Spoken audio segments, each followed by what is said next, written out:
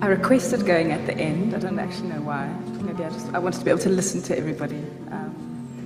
And I think I'm probably going to repeat a lot of what has been said, but I hope I'm reiterating these points rather than sort of,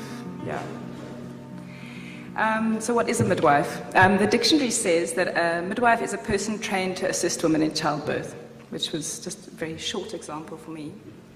ICM and WHO, the International Confederation of Midwives, and the World Health Organization say that a midwife is an individual who has completed a recognized educational program in her country, and she is licensed or legally registered in her country. They also have adopted the term TBA, which means traditional birth attendant, and this is for women who are assisting mothers in childbirth, but who do not fall under this definition. So now they have, so the WHO and ICM have now taken away or avoiding the centuries-old title of midwife for these particular women. What is a midwife? If we look at language, in the Old English, midwife means with woman. In Afrikaans, we have the word vroedvrou, which comes from the Dutch wise woman. In French, we have the term sage femme, which also means wise woman. In Danish, they use the term jordemoeder, which means earth mother. In German, we use the term hebamme, and that means to draw out. In Italian, levatrice, and that's the one who raises.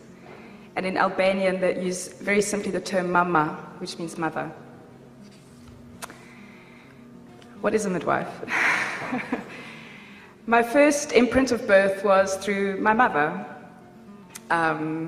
She always wanted home births. She always spoke about the fact that she wanted home births. But she was an older mother. She was 30 when she fell pregnant with me and was told that she was way too old to have a home birth. She was also living in a house. She was a single mother and she was sharing a house with friends. And the husband of the house said that there was absolutely no ways that African girl was going to have she was living in Switzerland at the time. There was absolutely no ways that African girl was going to squat down and have a baby in his house. So she went to a private hospital and was induced a week before my due date. I don't know how long she labored for, but she gave birth to me normally. With my sister, 3 years later, she planned a home birth. But my sister decided to emerge on Easter Sunday, and the midwife had gone away for the weekend. And so I remember driving to the local hospital and doing colouring in pictures in the waiting room while my mother was in the other room giving birth. When I was 9 years old, we moved to South Africa, and we moved to a farm outside Ceres. And my mother fell pregnant with my younger sister. And when she went into labor, we drove the 3 hours on a very bumpy dirt road. It was an hour of bumpy dirt road, and then all the way to Cape Town to Mowbray Maternity Hospital, where my sister was soon born. And the doctor who delivered her joked that we should call her Gypsy because she had traveled so far to be born, but that was her name in the end. My younger sister, Jasmine, who is actually here today, was the first coloured child to be born in Ceres, in what used to be the white part of the Ceres hospital. So that was her claim to fame. And my mother said that she slipped out like a bar of soap. So she always regretted not ever deciding to have a home birth, and she always said that because she said each birth was just so much easier than the one before. She always made it sound very normal, very straightforward, and part of what happened when we moved to South Africa and moving to the farm was my mother had a psychology background. She'd worked as a psychologist in a psychiatric hospital in Switzerland. She'd also worked as a rape counselor. She'd done a lot of work with abused women and just women in general. She was very much a feminist and very much working with women's rights. So when we moved to South Africa and we moved to the farm, abuse was quite rife amongst the farm labouring community, and she very much fell into the role of being the counsellor to the women there. and accidentally fell into the catching of the babies of the women that were there as well. Initially, when women were in labor, she would drive them to the local hospital, which was on this bumpy dirt road. Sometimes they were born along the way. But one night, she was called to a woman down at the bottom of the farm. It's one of those Karoo farms. So you have to drive to get there. And this woman refused to go to hospital, so my mother ended up catching that baby. And after that, all the women refused to go to hospital. And so I grew up, with my mother disappearing in the middle of the night, and at breakfast, her bleary-eyed sort of giving us our breakfast and then telling us the story of the baby that had been born during the night. And she delivered breeches, she delivered twins, and obviously normal births as well. There was one woman who insisted on birthing her babies on her own, but she would always call my mother to deliver the placenta and cut the cord because she felt my mother had healing hands. So what is a midwife? From my mother, I learned that birth was a normal and quite natural process, and that a midwife was a calm, strong presence, and that a midwife made women feel safe. When I fell pregnant when I was 20, it was only natural that my mother would be my midwife. I didn't know any different. I labored for 12 hours. I had no real thorough antenatal care.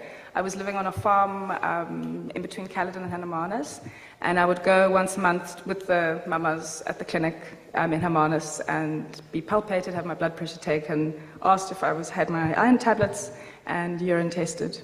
I never heard my baby's heart rate during pregnancy. It was all done with a Panard. But when I went into labor, I called my mother. I was at 38 weeks. I was completely unprepared. But she came and she sat there and she was very, very calm. She did irritate me a little bit in that she answered her phone a little bit too much because she had to cancel a whole lot of meetings that day. But I had no vaginal exams, the fetal heart rate was never checked. And after 12 hours, I gave birth to my son, who we weighed in a blanket tied up in a fishing scale. And he weighed 11 pounds, which I didn't know what that meant at the time. And it was only years later that I worked out it was 5 kilograms. And I didn't tear, just for those of you who want to know. 2 years later, I was living in Cape Town, and I fell pregnant again.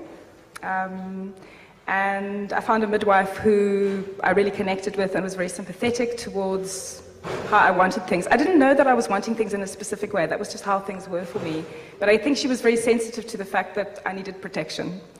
My mother lived quite far away, so I wanted a midwife who was nearby and to be able to call my mother to look after my son in labor. And I went into labor at, I think, 41 weeks, had an 8-hour labor. It was very sore because she was posterior. She was born face to pubis, and she was 4 kilograms, so smaller. With my third pregnancy, I went to 42 plus 3 weeks. But when I did go into labor, it was very quick. It was 2.5 hours. And my midwife got there probably about 20 minutes before he was born. There was mild shoulder dystocia, but it was managed really amazingly and calmly. And when we weighed my son, he was 5.47 kilograms. And we got to be in the newspaper for that one. And I didn't tear. With my last pregnancy, my mother had died, and my midwife had moved away. So I really felt the loss of 2 incredible women who had always really been there for me.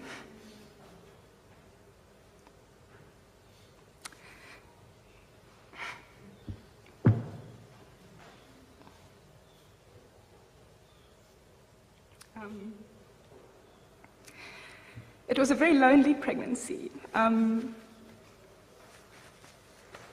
I think I was in very deep mourning. My mother died in a car accident a month before I fell pregnant.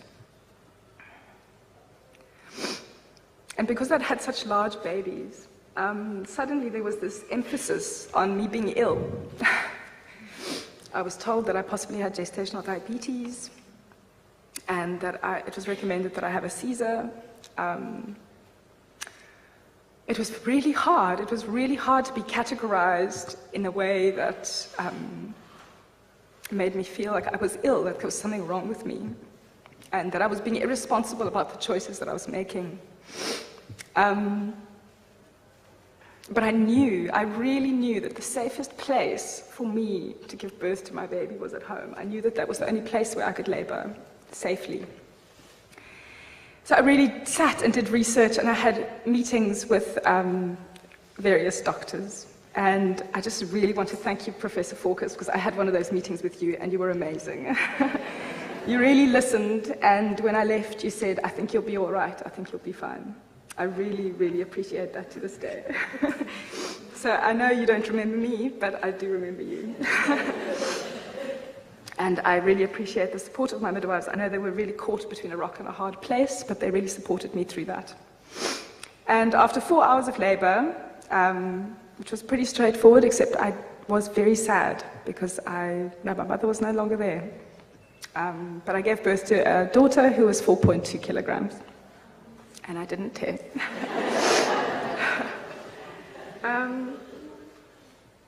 So my own birth taught me that birth is normal, but that birth is also hard. And it taught me that there are many variations on the theme normal. It taught me that midwives are really there for the mother.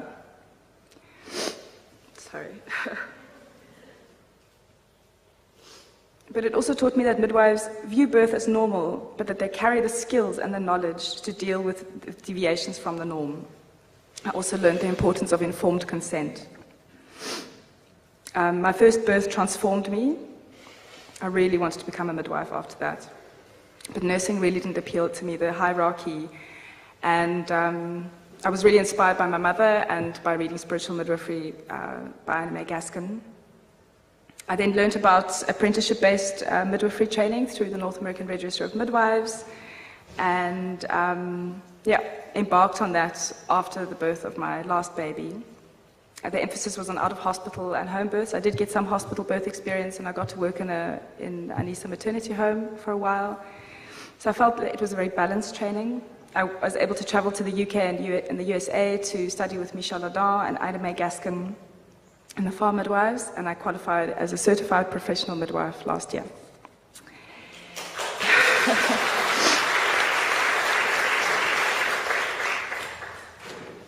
From my training, I learned that midwifery is not a romantic profession. It is hard work and requires immense commitment and dedication. A home birth midwife is on call 24/7, and her life is not her own. Midwives in hospitals are overworked, underpaid, and they're under-regarded. In South Africa, midwives are not respected enough, and their skills are not acknowledged enough. From my training, I learned that a midwife plays a crucial role in the mother and baby's life. She is present at the beginning of life, and she needs to honor that, and we need to honor that.